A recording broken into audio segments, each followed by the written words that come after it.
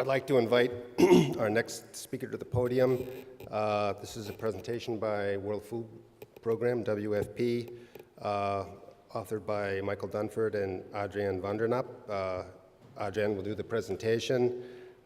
He's Deputy Director for the Logistics Division at WFP, and his presentation will be on the WFP Special Operation Reducing Post-Harvest Losses in Sub-Saharan Africa.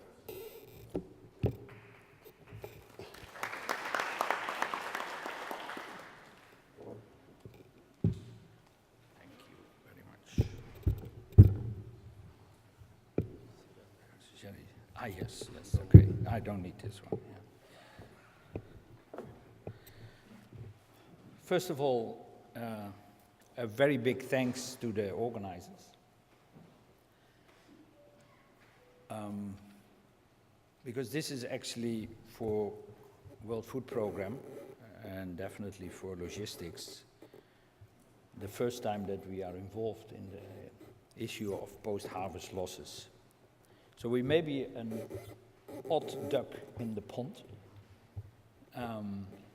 but maybe, and I'll come back to that, maybe not that strange after all. Now, our executive director mentioned yesterday that 40 years ago, in 1974, the first World Food Conference called for a 50% reduction in post-harvest losses by 1985. So, no surprise that this commitment went unfulfilled. Now, 3 years ago, when I came actually to Rome, we got in touch with FAO and IFAD. It was a push by the Swiss Development Corporation. They wanted to see more activities, project on the post-harvest losses, but at the same time, they wanted to have the UN agencies in Rome working closer together. Not necessarily because they had to work closer together, but they felt on the post-harvest losses that combining the agriculture, experience, knowledge, and position of FAO with the financial expertise of IFAD, combined then with the deep field presence and the procurement and logistics knowledge of WFP, would maybe make for a nice combination.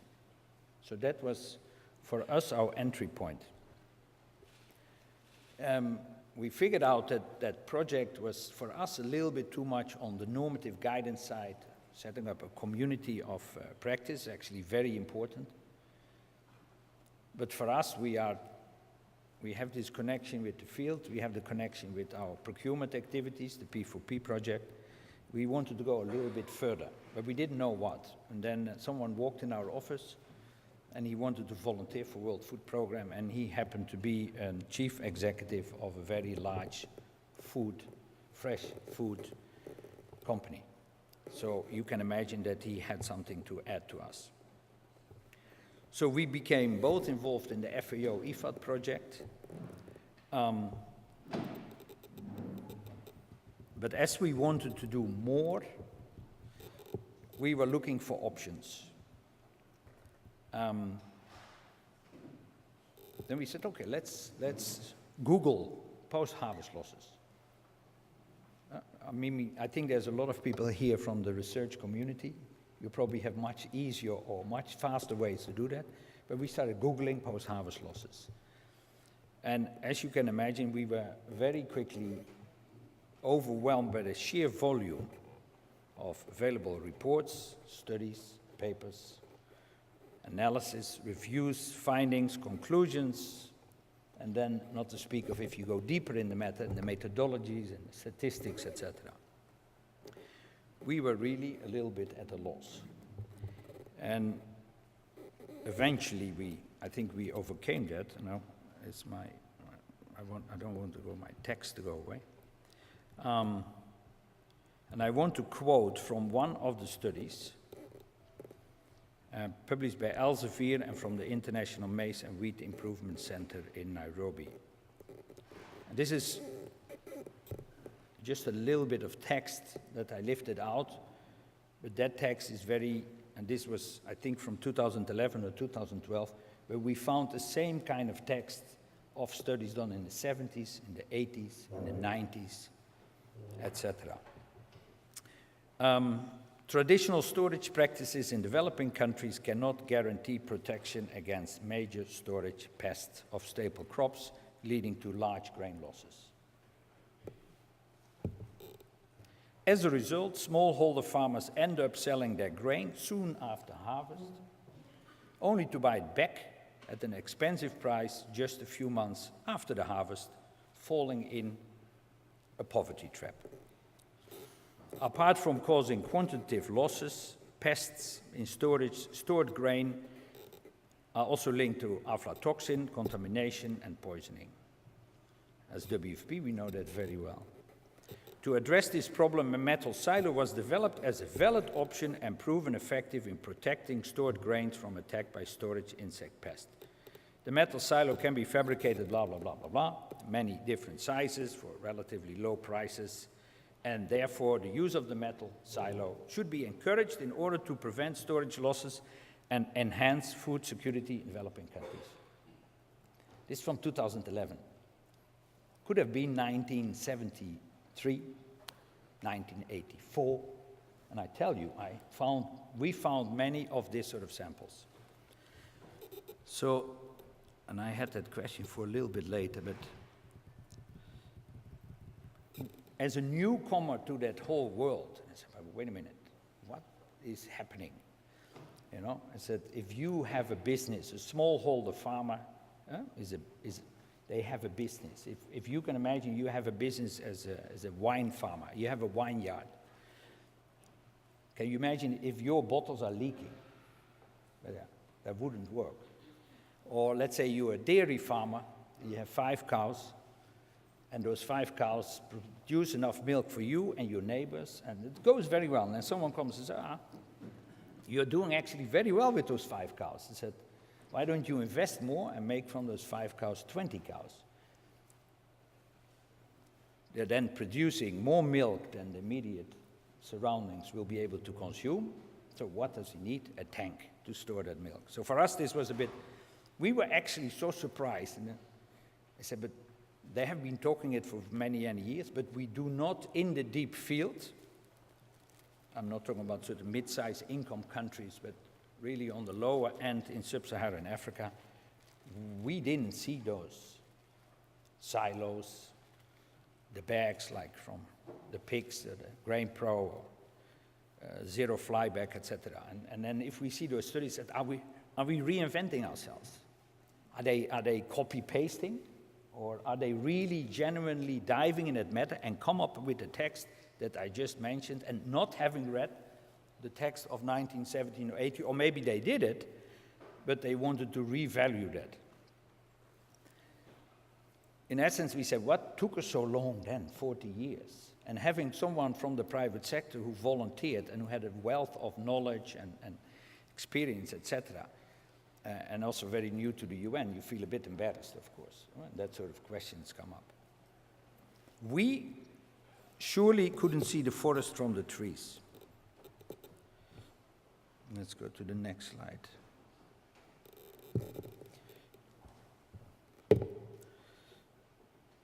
What we also found is that 95% of all research investment in over the past 30 years were focused on increasing farming productivity. Better seeds, better methods to cultivate the land, to tilt the land. But only 5% on reducing post-harvest losses at the smallholder farmer level. I must say that, because if we talk about post-harvest losses, we have to limit ourselves, because otherwise we can also talk about the transport systems and the marketing systems and the mid-size and the end-user storage systems, etc.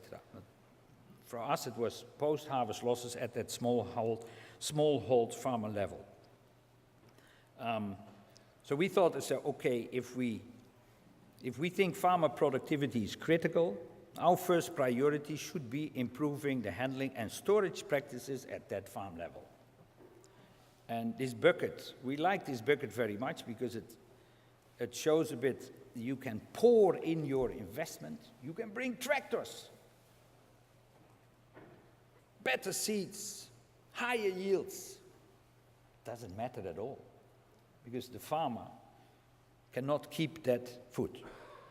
So he might have a bit more in the beginning, but he will be forced to sell that food, and if he can't sell that food, it will rot away. Because I think we all know that your storage should be airtight.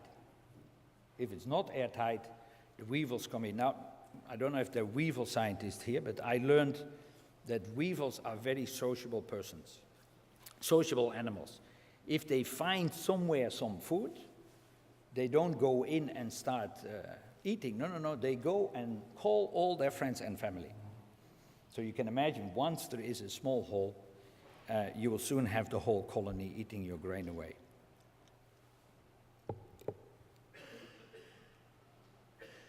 So we said, okay, we did some action trials. We have all the results on the stand here in the building, if you're interested in. I didn't want to show too much of the graphs and the percentages, etc.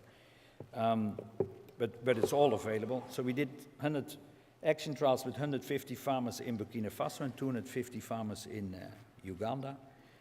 Then we thought, yeah, it's actually not enough, 400. Then we lifted it to 17,000, and now it's actually not really a case study anymore, but we are having now 50,000 additional farmers benefiting from that. And what do we do?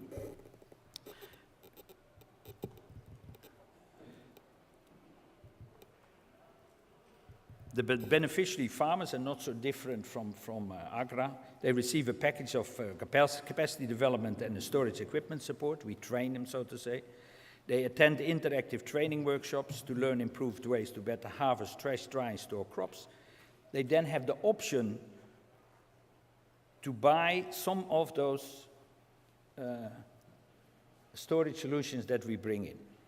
Steel silo is fantastic, and with relatively limited capacity of the workshops can make them airtight very easily.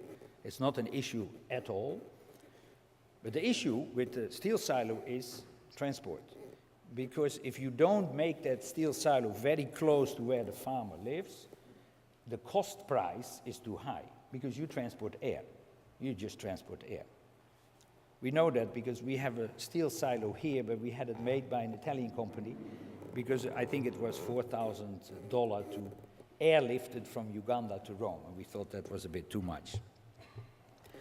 So the issue with the steel silo in the different sizes is not so much that you have to find it's relatively easy to make. You have to find workshops, and we had to actually find workshops and then explain them how to make it, and we had to test it, etc., because the transport should be limited so that the actual cost price is an affordable cost price for the farmer. The plastic silo, relatively also. So the plastic silo is a little bit the same, and the one you see is, of course, that problem, because this plastic silo you need more heavy equipment, so it's much more difficult to set up small factories. But now we're working on a stackable plastic silo, because essentially, if the cost price is higher than what a farmer could pay back, let's say, after 3 or 4 harvests, for them the risk is too high. They're too nervous about it. But if they see that within 1 or maybe 2 harvests they will be able to pay it back, then they are very interested. Then you can't see it very well in the picture. Don't look at the left side, because that is the one we don't want anymore, of course. But on the right side, we also have the different bags that you have seen also in previous slides. And the trick is, of course, to have them airtight. That's the trick. The weevils that are in the silo, if they fill it up, even after cleaning and drying, there will be still some weevils or insects or other bugs and whatever. Because of the lack of oxygen, after a while they just die. And in the other, because fumigants, they don't like those farmers, and I can imagine why that is. In the zero fly bag, in the nanostructure is something that kills the bugs, etc. But in the end, it is because there is no air. So the weevils or the bugs that are still in that mechanism, they die. So we have, let me go to the. So we are introducing that to the farmers. We train them. We say what and why it is and whatever. And then after the training, they can say, yes, I want this one. I said, okay, then you pay here. and then 1 week later, 2 weeks later, we deliver the package. For still a subsidized price, we are slowly phasing that out. And at the moment, we have then 17,000 farmers in Uganda. This year, they're working on 50,000 additional ones. They have subscribed to it.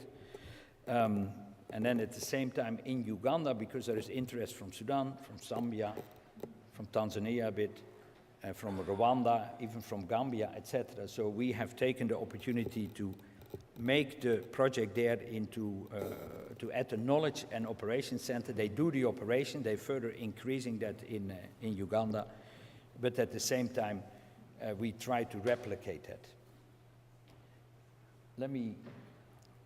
And now a little bit, one more minute, to come back what I previously said. I said, why has it taken so long? If anyone give me the answer, but I think that we need to let in people with different expertise and different view on that whole issue. We benefited from someone from the private sector who had a business academic background, but nothing in agriculture or food technology whatsoever. We were able to benefit from that.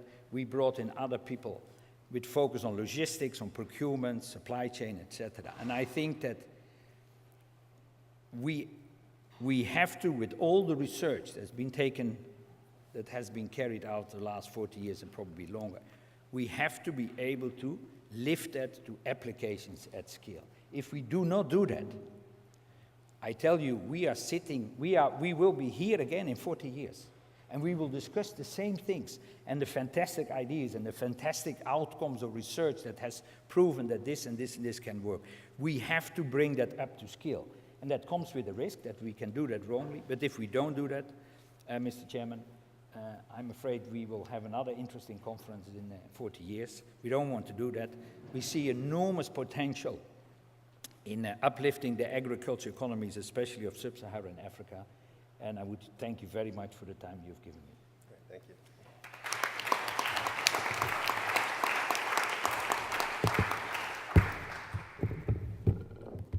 Sorry for that. You were actually only 1 minute over. Okay, but I'll allow time for one question from the audience before we start the next session. Any burning questions? Okay, just one. Sorry.